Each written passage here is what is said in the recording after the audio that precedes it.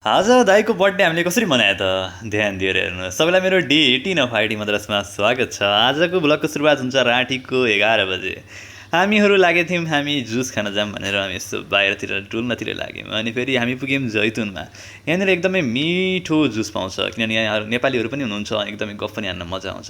अनि यो जुस पिएर फेरि दाइले भन्नुभयो आज मेरो बर्थडे हो। फेरि हामीहरूले दाइको लागि केक सेक सब अर्डर गरेर दाइले ठ्याक्कै बोलायौँ। फेरि दाइलाई सब हानिदिएको त दाइ पनि एकदमै खुसी हुनुभएको थियो। अनि अन्नालाई लाइटर मागेको त अन्नाले फेरि एकदमै ठुलै लाइटर ल्याएर आइदिनु भयो। फेरि हामी अब दाइको सबैलाई बोलाएर भेला गर्दै फेरि केकको बक्साको टोपी बनाउँदै दाइलाई ह्याप्पी बर्थडे भनेर।